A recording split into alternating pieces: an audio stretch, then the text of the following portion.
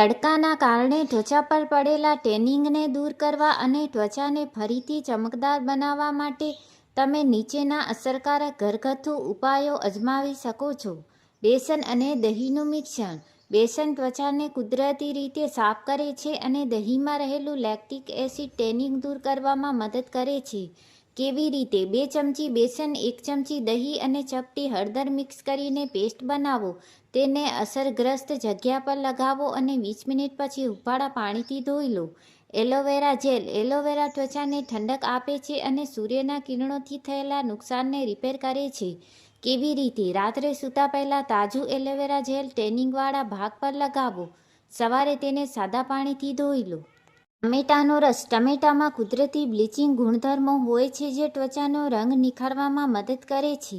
કેવી રીતે? ટમાટાના રસને ટેનિંગવાળી જગ્યા પર લગાવો. 15-20 મિનિટ બાદ તેને ધોઈ લો. તમે ટમેટાના રસમાં થોડું દહીં પણ ઉમેરી શકો છો. મધ અને લીંબુ. લીંબુમાં વિટામિન સી હોય છે જે ટેનિંગ દૂર કરે છે, જ્યારે મધ ત્વચાને નરમ રાખે છે. કેવી રીતે? 1 ચમચી મધ અને થોડા ટીપાં લીંબુના રસ મિક્સ કરો. તેને 15 મિનિટ માટે લગાવો અને પછી ધોઈ લો. નોંધ: જો તમારી ત્વચા ખૂબ જ સંવેદનશીલ હોય તો લીંબુનો ઉપયોગ ટાળવો.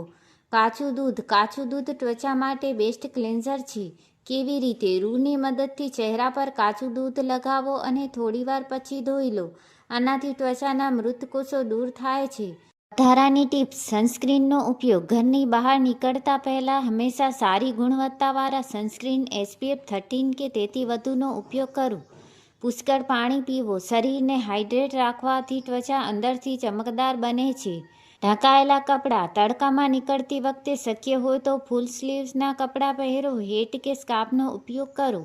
આ ઉપાયો તમે અઠવાડિયામાં 2-3 વાર કરી શકો છો. શું તમે ખાસ કરીને તમારા ચહેરા માટે કોઈ ઉપાય શોધી રહ્યા છો કે શરીરના અન્ય ભાગ માટે? પપૈયું અને મધ. પપૈયામાં રહેલા એન્ઝાઇમ્સ મૃત ત્વચાને દૂર કરવામાં અને ટેનિંગ ઘટાડવામાં ખૂબ મદદરૂપ થાય છે.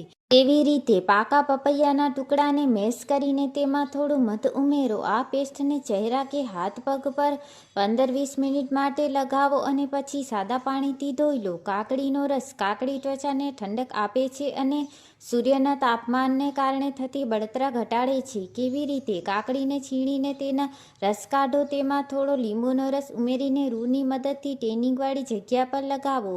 10 મિનિટ બાદ ધોઈ લો. આનાથી ત્વચાને તાજગી મળશે. ચણાનો લોટ અને હળદર. આ એક જૂનો અને અસરકારક નુસ્ખો છે જે ત્વચાના રંગને નિખારવામાં મદદ કરશે. કેવી રીતે? ચણાના લોટમાં ચપટી હળદર અને થોડું ગુલાબજળ ઉમેરી પેસ્ટ બનાવો.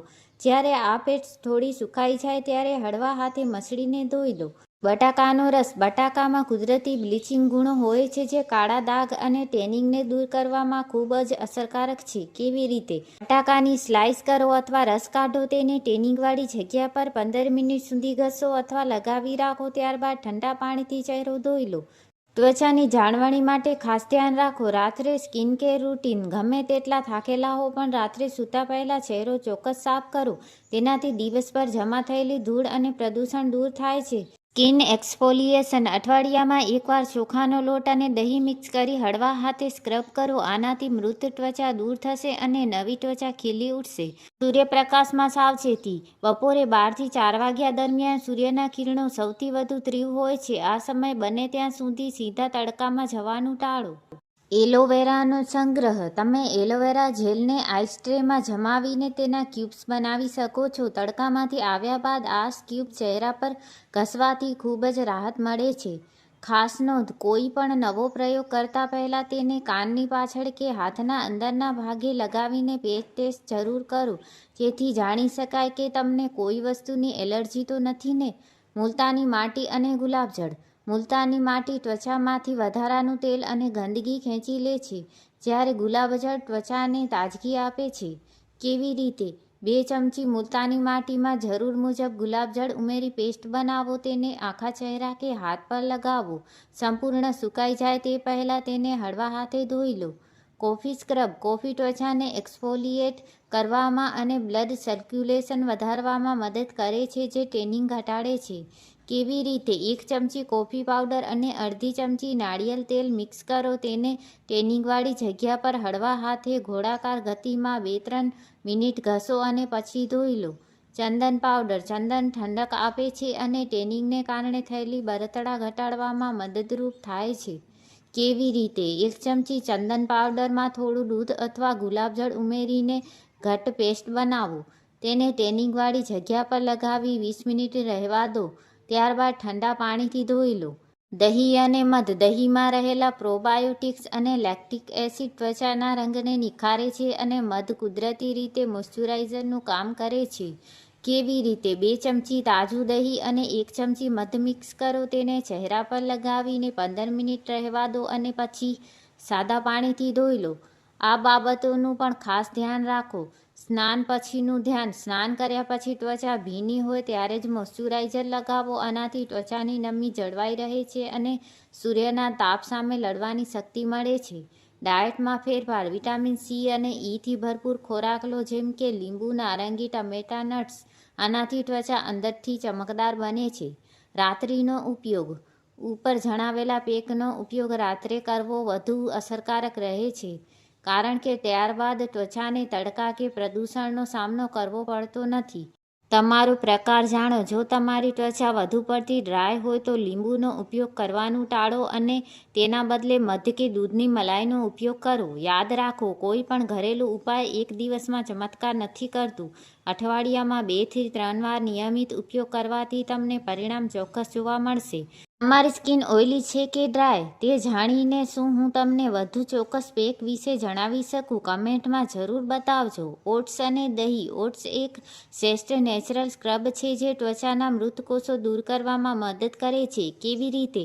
2 ચમચી ઓટ્સને થોડા દહીંમાં પલાળી રાખો 5-10 મિનિટ. ત્યારબાદ આ મિક્સરને હળવા હાથે ચહેરા કે હાથ પર મસાજ કરો. 10 મિનિટ પછી સાદા પાણીથી ધોઈ લો. હળદર અને મલાઈ. જો તમારી ત્વચા ખૂબ ડ્રાય હોય તો આ ઉપાય ખૂબ જ અસરકારક છે. કેવી રીતે? થોડી હળદરમાં તાજી દૂધની મલાઈ ઉમેરો. તેને ટેનિંગવાળી જગ્યાએ લગાવો અને સુકાઈ જાય ત્યારબાદ હળવા હાથે મસળીને ધોઈ લો. આનાથી ત્વચા નરમ પણ થશે. બદામ અને દૂધ. બદામમાં રહેલો વિટામિન ઇ ત્વચાના ટેનિંગને દૂર કરીને તેને નિખારવામાં મદદ કરે છે. કેવી રીતે? 5-6 બદામને રાત્રે દૂધમાં પલાળી રાખો. સવારે તેની પેસ્ટ બનાવી લો અને તેમાં થોડું કાચું દૂધ ઉમેરો. આ પેસ્ટને ચહેરા પર લગાવો અને 20 મિનિટ પછી ધોઈ લો.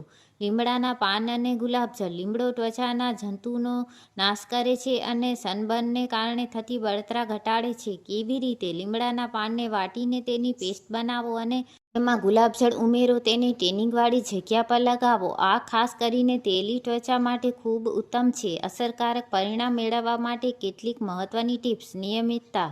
કોઈ પણ ઉપાય 1-2 વાર કરવાથી ટેનિંગ જતું નથી. તેને અઠવાડિયામાં ઓછામાં ઓછું 2-3 વાર લગાતાર 1 મહિના સુધી કરશો તો ચોક્કસ તફાવત દેખાશે. ત્વચાની સફાઈ. તડકામાંથી આવ્યા બાદ તરત જ ચહેરો ઠંડા પાણીથી ધોઈ નાખવો.